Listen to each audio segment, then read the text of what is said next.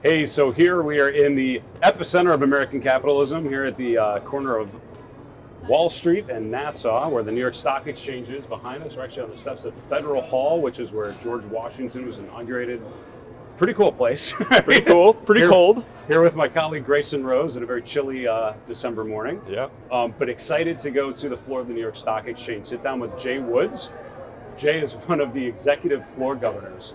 So he is one of the senior guys on the floor of the stock exchange, which is going to be really cool. What are you looking up for? I mean, there's so much history here that we really are at the center of all financial history, and there's so much that goes on at the exchange that most people at home really don't know. I mean, most people in the industry don't even know. It's truly amazing. So we're going to get sort of a behind-the-scenes look at what happens here, the market makers, and how everything really works on the floor, which is just fascinating. And so I'm really excited about asking him about just his process in terms of how charts fit into it. Right. So you think of traders, think of brokers doing really short-term stuff, but from what I know of Jay, he's actually a big chart guy. So I'm curious how he takes what a lot of us use day to day, but applies it into a pretty fluid, pretty dynamic environment on the floor.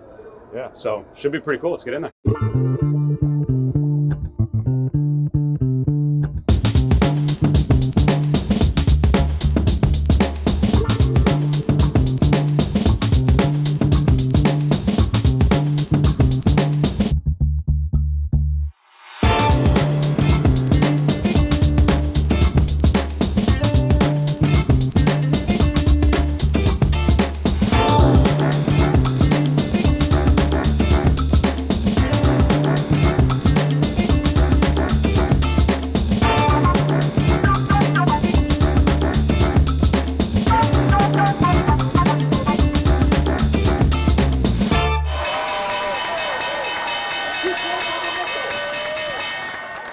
Jay, it's such a pleasure to be with you. Thanks so much for bringing us down. It's my honor to host you guys at Absolutely. The hub of capitalism. The center of everything.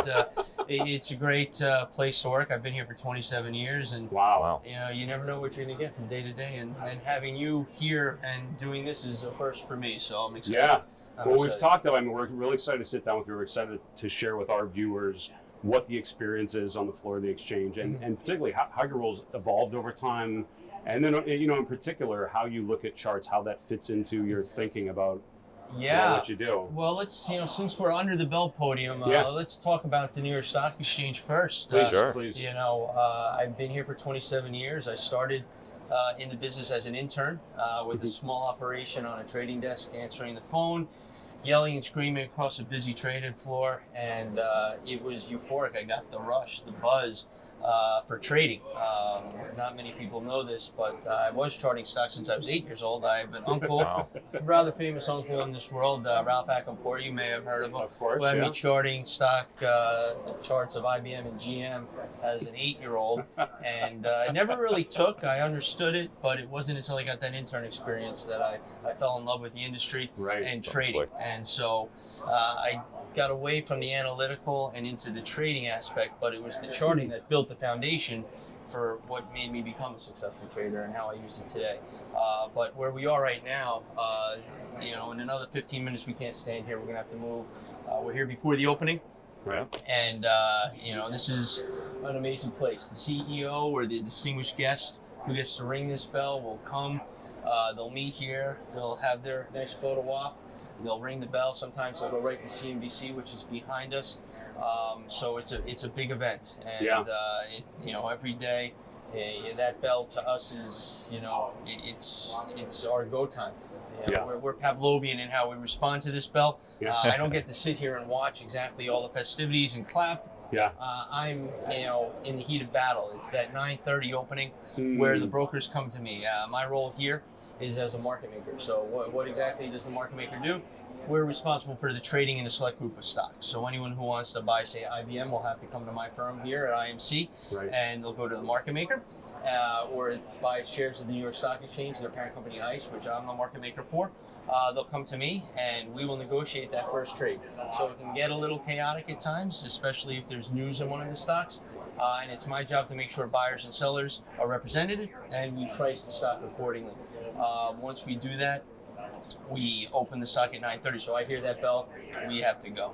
Right. So it's a crazy time. You mentioned in particular the bell and the sound of the bell. I was talking to one of the floor guys yesterday. Yeah. We talked about the closing bell, and it rings for like 15 seconds or something, and you hear that, and all of a sudden you switch into a 45 certain mental seconds state, to, right? oh yes, that's the last. So it's chance. really like a It's panic tangible, time. you can feel it, right? You can, you Yeah. anticipate it, and once that bell stops, we're done trading. So that's the one thing. At 4 o'clock, it's over. So my job is done. You have to make a decision, and that's where the charts come into play. And we'll walk around the floor a little bit, and we'll talk more about how the charts have played a role in my career and what I look for.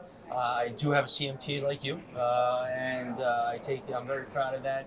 And there are lots of different things that influence my trading.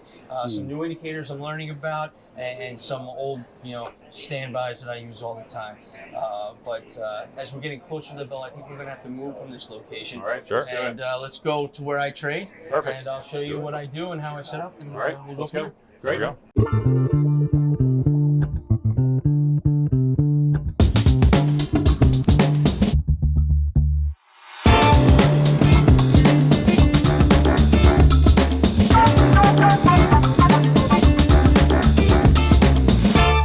Now, specifically your job as a market maker, Yeah. do you have a specific basket of stocks that you're looking at and you're Yeah, analyzing? so the market maker, there are several market makers here on the floor. I work for IMC. IMC makes a market in about 600 stocks. I trade 28. So Okay. basically my job is to trade 28 stocks, which Sure. to someone at home, you don't get to pick and choose what you trade. I know Right. my 28 stocks inside and out. But it's threefold. It's changed over the years, but the market maker's sole job is one, to make a market in a stock. And that sounds, well, what does that mean? I have to control the order flow, the buyers, the sellers, and what happens if I have 5 sellers, no buyers? Someone has to be the other side of that trade, and that's where I Right. come in. This is where it gets a little stressful. This is why I'm bald. This is, the one example that the TV cameras will come flying into the room. They'll see a stock under duress or a euphoric trade where a crowd runs in and you get nothing but buyers, nothing but sellers. The market maker has to make sure that if a stock is going down, it goes down so in an orderly fashion. You don't see huge gaps. Right, Down a dollar, down a dollar, down a dollar. That's Yeah. not a strong market, depending on the characteristics Sure. of the stock in play. So we have to make sure that we're buying on the way down. And sometimes we're forced into trades, and people don't realize that. The market maker will have to buy on the way down, sell on the way up, not necessarily when you want to do so. So when that game plan happens and it blows up because there's news in the stock, I have to know exactly what my average cost was when I bought stock on the way down, and then what I want to do from there. Do I want to buy more and cost average down? Do I want to sell out as quickly as possible and limit my loss? So there are extreme situations where the market maker has to really get involved in this stock, and we're there for our companies, and it's what makes us unique. Actually, the New York Stock Exchange is the only exchange left with a human element, and Right. that human element, besides the floor brokers, are those market makers. No other exchange has someone with an obligation to be there for their companies. I'm here to represent those brokers, but it's the companies that I trade that are my most important customers. Yeah. Because at the end of the day, I'm responsible to answer to them. Yeah, absolutely. No, I've always thought that charts communicate a picture of what's happening to really anyone. I mean, you can dive in, you can be a CMT and understand everything that's going on, but sort of as a communication tool for those companies, are you able to sort of communicate what's happening in their stock to, let's say, a CFO or CEO a little better because you have a chart? Without a doubt. And when you reach out, you want to have a chart attached to Yeah. show, like, this is exactly where we're finding those buy levels. You Exactly. say you find them at $57, whatever the case may be. But when you put it on chart and you can underline that Exactly. support and stress, look, really this is backing a up key your- level. yeah. And then I can back it up with information from the participants I have here on the floor. It's a value add. It's a boost. So that's what I try to do. But the other part is I also trade the stocks I make a market in. We do participate. We do have opinions in the stocks we trade. So that's where the charts come in Sure. handy as well. I need to know where I want to buy, where I want to sell, and have that attack, not just because I have to be there as a market maker, but because we're trying to be profitable trading the stocks Yeah. as well. So it's a balance, but it's one I enjoy. And the great part about this job is you don't know what the next day is going to bring. So when Yeah. someone in this industry says, I've seen it all. That just drives me crazy, because the most exciting part changing. about working in this industry is you don't know what the next day is going to bring. You can look back on charts and have an idea of what history is telling you, and you want to use that information, but you don't know what the next curveball is going to be, and that's what keeps me on my toes and makes it exciting down here. So in the next few minutes, it's going to pick up, and as people are working their way to the floor, it's still not as crowded as it once was, but it can get a little crazy from time to time around here. So,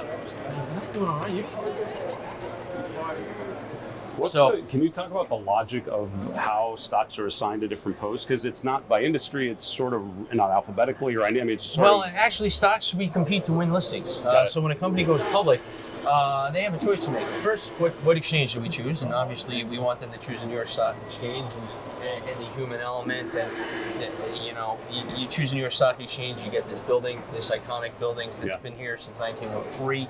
You get to ring that bell that we got to stand under. You get to then go tell your story to 34 different media outlets in one building, instead of run all around New York City trying to promote yourself. But you get to pick the human, the market maker that you want trading your stock. So I compete against the other market making firms down here, and we'll get in front of that company, we'll pitch them, choose me as your market maker. And this is why, and I talk about my experience, the companies I'm on public, the current companies I trade, some crazy situations. You never know where the interview will go, what tangent it takes. But if it's a fit, if they like you, I hear it's like speed dating. I've never done it, but I hear it's kind of like that. So it's really individually. It's about you and your ability to manage their stock. The management team. It's always someone from investor relations, usually the CFO of the company, sometimes the CEO. And you'll sit down and you'll explain, one, what your role is, two, how you and your role are going to help make that strong market for them, and you're going to communicate with that company.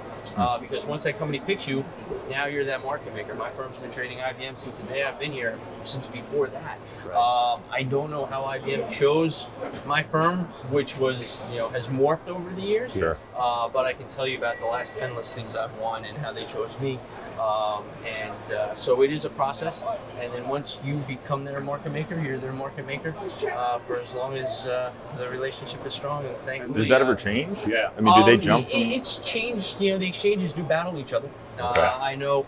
I just brought over a nice listing from the NASDAQ. The NASDAQ has taken some from us without going into specifics, but we have departments here at the exchange whose sole job is listings, and to go out and to talk to that prospect and tell them why the New York Stock Exchange would be the perfect venue for them to list. And then once they choose the New York Stock Exchange, that's when we go to work and we try to win their business. So you would love to trade every next big company that comes down, but it's competitive. It's a competitive landscape.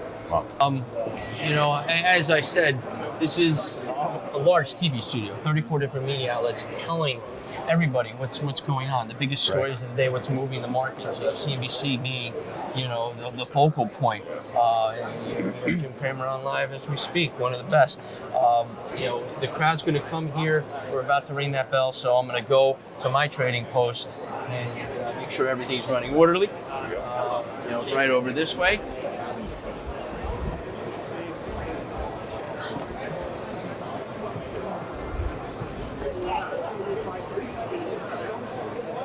And as you can see, now the market makers are all in their spots. A little bit, the show is about to start, and the brokers, they're around the perimeter of this room. They sit comfortably, by the way. I get to stand all day. They sit, and they're on their computers, and they're getting their orders, and they're talking to their customers, figuring out what their game plan is. They're going to come to me in a few minutes, and if they have an order of one of my stocks, they're going to ask, how is it looking? And I'm going to give them an indication, a price indication, and I'm going to give them the volume with it, because they need to know the volume, because that's important to them now, and we're going to slowly work through that process. All right, so I'm going to give you a little preview or a sneak peek behind the scenes. Not a lot of people get to come this way.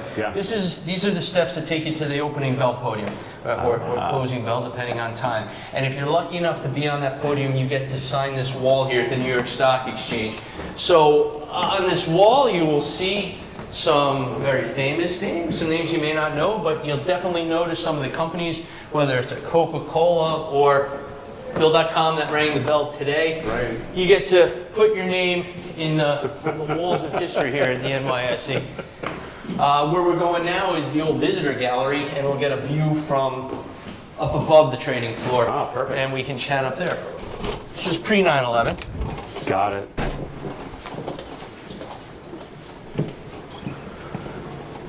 So before 9/11, this was a whole separate entity. These doors opened and it went down to Broad Street, where people from the public could get a ticket to come and watch the traders trade. Right. There was glass encased wall up over the balcony, and when you're on the trading floor, you would look at them, and we would be the fish in the fishbowl or the monkeys at the zoo. But after 9/11, this place got closed off to the public. So the only way to get to the floor is to know somebody or to be with one of our listed companies to come down. So we're going to go to that balcony and we can chit chat. And as you look in here, we have some of the mementos that some of our guests have given us. Wow. All right. It's all good.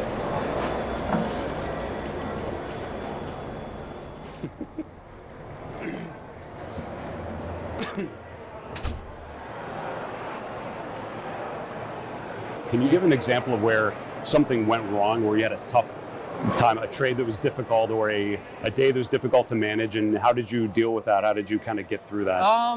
There are a few days, No specifics if no you don't want to, specific- but, well, yeah, I won't but go as into much as specific. you want to There are share. a couple of good specific trades, Okay, good. Yeah. where you really screwed up or you really did well. Yeah. I'd like to talk historically because we're going to talk a little bit about the history of this place. Absolutely. I think the best day of my career was 9/17/01, which was September 17th, 2001. Yeah. That was the first day we opened after the attacks. That's now, right. that morning on 9/11, the attacks happened before we opened. We never opened that day. Right. So, the people, we were 2 blocks away from the action.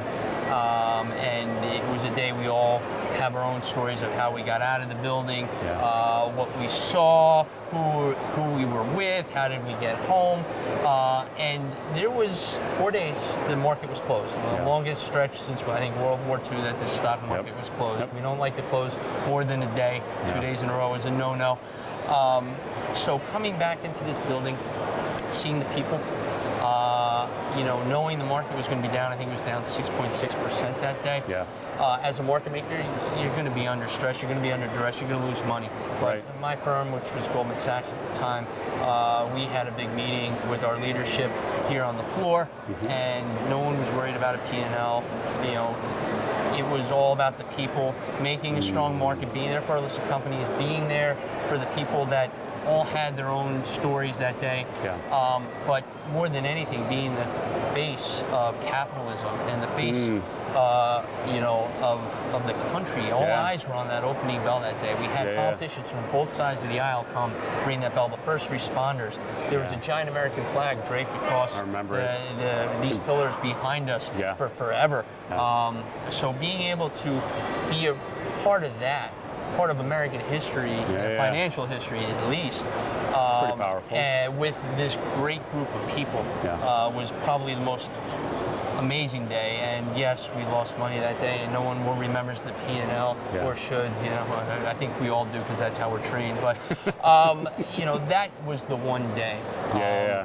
But there are always pockets of events. I traded insurance stocks during Hurricane Katrina and Hurricane Rita. And people don't remember Rita after Katrina. Rita was more effective on the stock than Katrina was because, oh my God, it's happening again, same path. And you could see things happen. Emotion of people is what I miss the most. You're not dealing with people wearing their heart on their sleeves like I did many a day myself. That's the aspect that I think is missing. But the trading aspect is still the same. It's just you have to change how you look at things. You have to keep your emotions out of it still, even though you're not dealing with emotional people.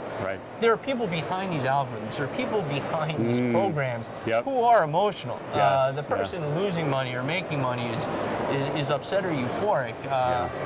You just have to see it in algorithmic form, and then react to it in those ways. So That's great. We're always adapting, but there's no one single day, one example outside of the 9/11 example. That's a great story. Thanks for that.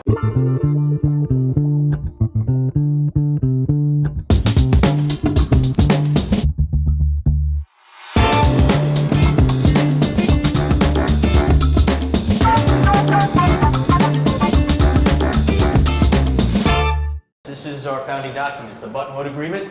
Wow. So this is what started it all. Yeah. This was an agreement signed in 1792 by the founding members of the New York Stock Exchange. Back in 1792, they used to trade outside. They traded under a buttonwood tree, which is a sycamore. As you can see, this is a sycamore behind it. Right. Little fact I learned the other day, it was called buttonwood. One of the reasons it was called buttonwood because the wood on the sycamore tree was used to make buttons back in the day. Who knew?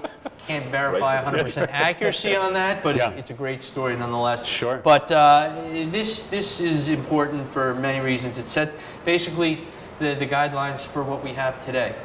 Things have changed, but the rules haven't. And back then, these 24 members, they agreed to form a union where their word was their bond, and whenever a trade was consummated, it was a handshake deal.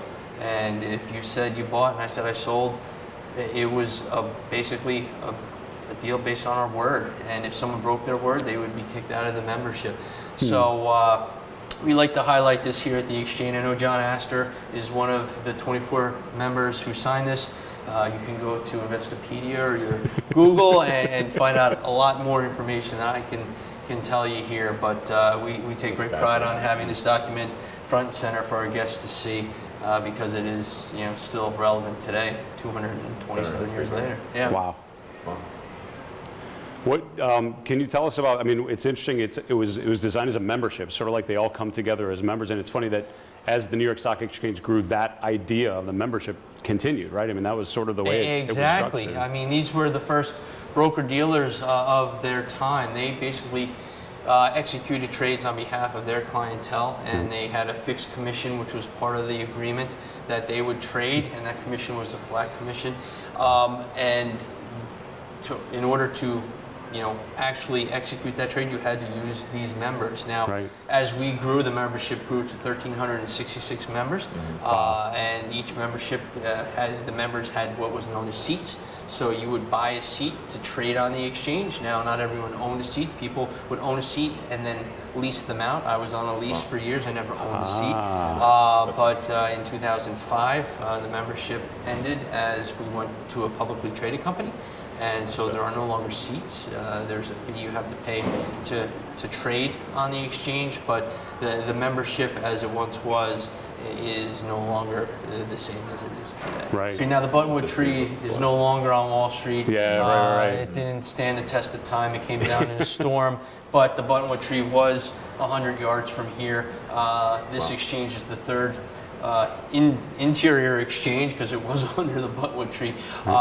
We've been here since 1903, and it's hopefully here for another 100, 200 years. It's good to share this history with viewers and with people outside of Wall Street, because I think most people kind of think that the exchanges started somewhere 1900, something like that, but the history goes back so much farther than I think people really understand. And what they traded was a lot different than obviously. I mean, this helped finance the railroads and the expansion west, and let the economy grow.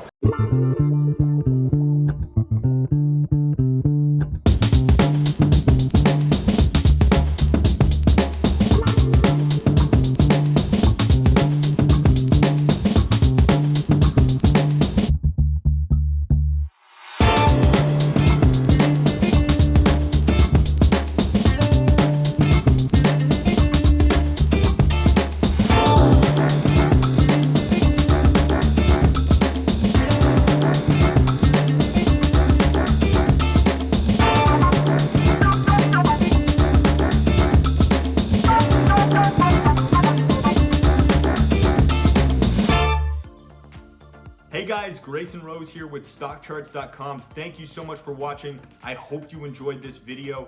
Remember, if you did, give us a like down below, leave us a comment. We'd love to hear from you. And most importantly, don't forget to subscribe to our YouTube channel for daily content from an incredible collection of technical analysts and financial minds. We'll see you back here very soon. Happy charting, my friends.